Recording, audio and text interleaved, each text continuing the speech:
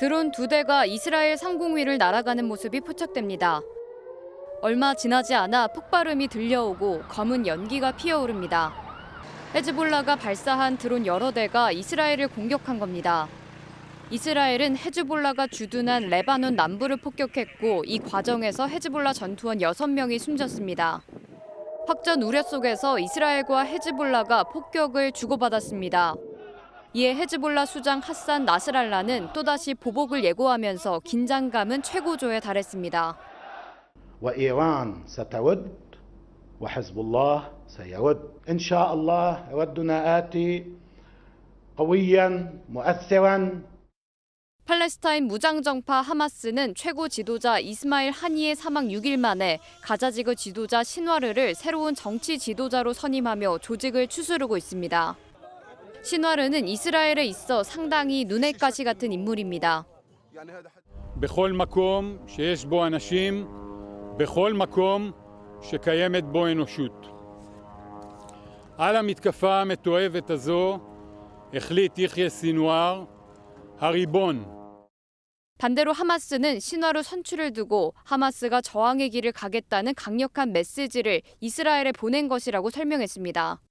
신화르는 하마스 내에서도 강경파에 속하는 만큼 향후 가자지구 휴전 협상과 중동전 확전 가능성에 상당한 영향을 미칠 것으로 전망됩니다.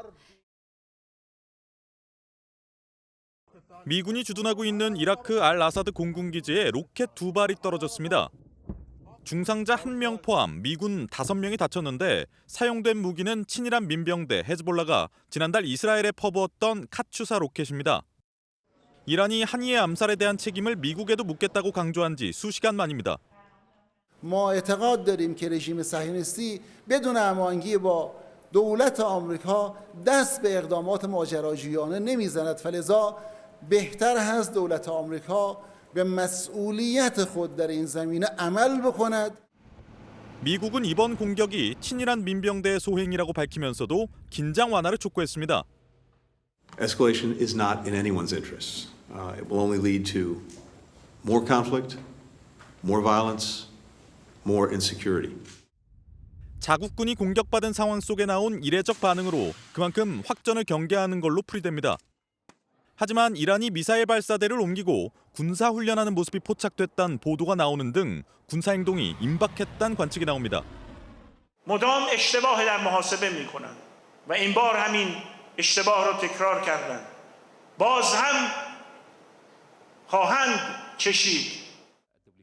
이란은 오는 7일 전 세계 이슬람권 국가들의 긴급 회의를 요청했는데 이 자리에서 보복 계획을 결정할 수 있다는 관측이 나옵니다.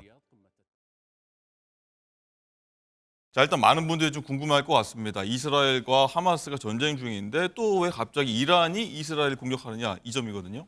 갑자기라고 볼 수가 없죠. 이란 입장에서는. 왜냐하면 이란 대통령 선거가 끝나고 신임 대통령 취임식에 참석했던 하마스의 3대 지도자 중에 한 명인 이스마일 하니에가 이란 영토 내에서 암살이 되었습니다. 네. 지금 드론 공격이냐 아니면 이스라엘의 정보부가 몇 개월 전부터 설치해놓은 폭파물에 대해서 그것 때문에 사망된 거냐 여러 가지 설이 있는데요. 예. 아직 이스라엘 정부의 소행이라는 공식적인 확인은 없습니다만 모든 증거가 이스라엘을 가리키고 있습니다.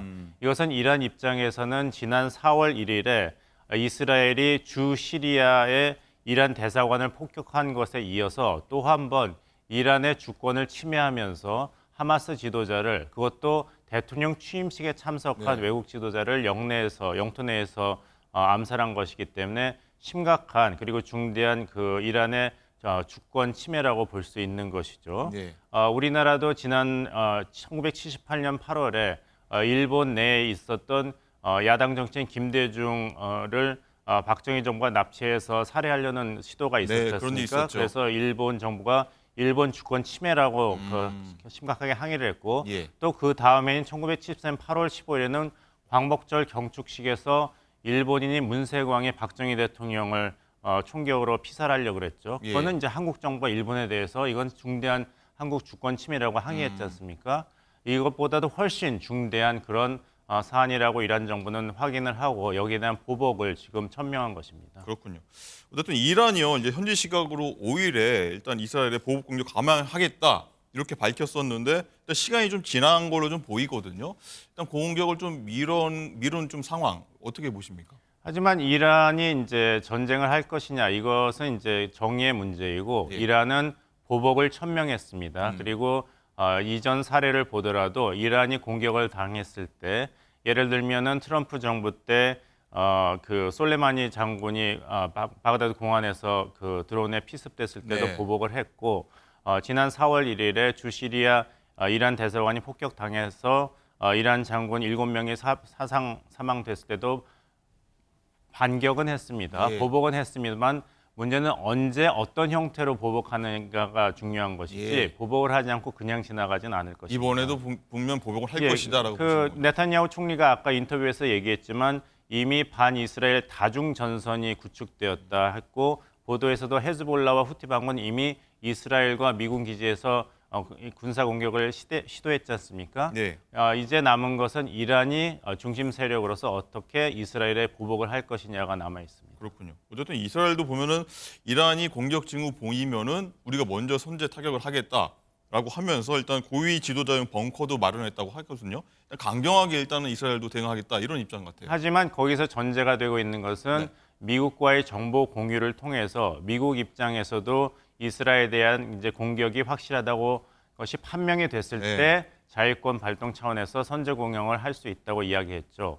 네타냐후 내각은 지금 전쟁을 끝낼 그 의사가 없습니다. 왜냐하면 이번에 살해된 이스마일 하니에는 하마스의 지도자인 것은 맞습니다. 예. 3대 중심 지도자 중에 한 명이지만 사실은 가장 종전을 추구하는 협상 주축이었습니다. 네. 만약에 네타냐후 이스라엘 정부가 지금 하마스와의 전쟁을 종전하는 것을 원한다면은 전쟁 기간 중에서도 메신저를 살해하지는 않지 않습니까? 그렇죠. 그런데 이번에 3명의 지도자 중에서 하필 협상의 책임자인 이스라엘 하니에를 피살했습니다. 만약에 그렇다고 일단 보는 거죠. 그렇죠. 군사적인 입장에서 피살을 했다면 모하메드 데프라든지 이스마일 하니엘 같이 지금 이스라엘과의 전쟁을 이끌고 있는 전장에 있는 하마스 지도자를 피살했어야 되는 것이거든요. 그렇네요. 이렇게 협상 주체를 피살했다는 것은 이스라엘의 네타냐후 총리는 전쟁이 끝나고 나면은 실각은 분명하고 또 지난번 사법개혁 파동이라든지 10월에 이런 하마스 피습을 막지 못한 데 대해서 정치적, 사법적 책임을 피할 수가 없습니다. 그렇다면 네타냐후 총리가 정치적인 생명을 유지할 수 있는 유일한 방법은 전쟁을 계속하는 것뿐밖에 없습니다. 그래서 자신의 정치적 생명을 위해서 사실상 이스라엘의 국가 안보를 훼손하고 있다고 봐도 과언이 아닙니다. 일단 이렇게 분석을 하시는군요. 일단 이란의 요청으로요 또 이 전 세계 무슬림 긴급회의가 들어간다는데 여기 결론에 따라서 이란이 뭐 공격 시점 좀 빨리 가느냐, 공격 폭을 좀 늘리느냐 이런 게 좀 결정되는 걸까요? 예, 정확하게 말씀하셨습니다. 이란이 이런 군사적인 보복을 하지 않을 가능성은 없습니다. 하지만 말씀하신 대로 아랍 국가들과의 관계도 있고 또 이스라엘 내부에서도 새로 대통령이 임명이 돼서 좀 실질적인 외교를 구사하려는 판에 이런 피습 사건이 일어났기 때문에 네. 강경으로 나갈 것인가 아니면은 현실적인 대안을 모색할 것인가 이란 정부 내에서도 지금 여러 가지로 논란이 있습니다. 고민이 많기 때문에 어떤 식으로 언제 보복을 할 것인가는 굉장히 큰 고민이 이란에게도 있는 것이죠. 그렇고요. 하지만 이제 그 이스라엘 입장에서는 특히 네타냐후 내각에서는 여러 가지로 이득을 얻었습니다. 뭐냐면 첫 번째 이런 새로 출범하는 이란 정부가 미국과의 그 핵 협상을 재개하겠다는 의사를 표현했는데 네. 이스라엘로서는 이것이 달갑지 않은 현상인 것이죠. 그래서 이번에 긴장을 고조시킴으로써 이란과 미국 간의 핵 협상을 재개하는 것에 일단 브레이크를 걸 수 있었죠. 네. 그리고 이란 내부에서 아까 말씀드린 대로 강경이냐 아니면 온건이냐 분열을 조장하는 것을 유발할 수도 있고 또 아랍계 국가에서도 이렇게 이란이 계속 대이스라엘 강경책을 시도할 때 과연 우리가 어디까지 이란 편을 들어야 되는가 네. 여러 가지 우려가 있지 않습니까? 이란의 패권이 달갑지 않은 나라도 많고 네. 그래서 이런 고민이라든지 아랍계 국가들 간의 분열을 조장하는 효과도 발생이 되었기 때문에 네타냐후 총리로서는 굉장히 과감한 그리고 위험한 정치적 도박을 했다 말씀드리겠습니다. 정치적 도박이다라고 흥미로운 얘기 해주셨고요. 혹시나 이게 전면전으로 번지게 된다면 중동 전쟁으로 좀 번지게 될 수도 있다 이런 우려가 나올 것 같기도 한데 그렇다면 뭐 글로벌 경기 침체 등 뭐 악영향이 계속 뭐 글로벌 확산될 수가 있지 않습니까? 미국이든 뭐 러시아든 어쨌든 중재를 해야 되는 거 아니냐 이런 목소리 나올 법합니다.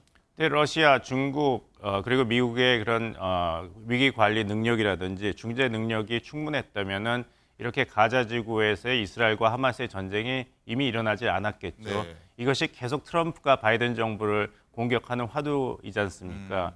그래서 그 패권 국가가 중재하는 데는 일정의 그 제한이 있다고 보고 네. 하지만 말씀드린 것 같은 1973년도 그 아랍 전쟁과 같은 대규모 전쟁은 어느 국가도 원하지 않기 때문에 이스라엘 정부를 포함해서 이란의 보복은 분명합니다만은 전면적으로 확대할 가능성은 아직 크지 않다 말씀드리겠습니다. 불행 중 다행이기도 합니다. 예. 말씀 들어보니까요. 어쨌든 뭐 이런 상황이요. 가장 뭐 연관시키기 맞는지 틀린지 모르겠으나 11월에 미국 대선하고도 어떤 식으로 미국과 연결이 돼 있을 것 같은데 지금 보면 뭐 트럼프와 해리스 두 후보가 굉장히 경합 중이지 않습니까? 영향이 좀 있을 거라 보십니까? 영향이 이미 반영이 됐다고 보입니다. 이미 반영이 됐다. 말씀하신 대로 이번에 만약에 이란이 보복을 한다면은 그 세계 경제가 휘청하지 않을까 걱정하셨지 않습니까? 근데 그 우려가 이번에 미국 증시 폭락 이틀째는 많이 됐죠. 이미 어제, 반영이 된 것과 같이 네. 이런 미국의 그 위기 관리 능력 부재라든지 중동에서의 그런 영향력 부재는 이미 대선 레이스에서 반영이 돼 있습니다. 그리고 무슬람계 미국 유권자가 전체 유권자의 3% 미만이기 때문에 네. 베트남 전쟁이 그 미국의 대선을 흔들었던 1968년과 같은 현상은 이미 지나갔다고 보고 트럼프 공화당 후보가 계속 바이든 대통령을 무능하다고 공격을 했지 않습니까? 예. 지난 6월 27일 1차 대선 후보 토론회에서도 이 점을 계속 부각하고 내가 집권했던 4년 동안에는 세계 안보가 평화로웠다 이런 얘기를 하고 내가 집권을 했다면은 이런 가자 지구에서의 군사 충돌은 이미 막을 수 있었다 얘기했지만 그거는 어디까지나 이제 가상적인 시나리오고 예. 또 바이든 후보가 이미 대통령이 후보를 사퇴했기 때문에 이것이 해리스라는 새로운 민주당 대선 후보의 무능과 연결시키는 데는 아무래도 좀 무리가 있죠. 그렇군요. 알겠습니다.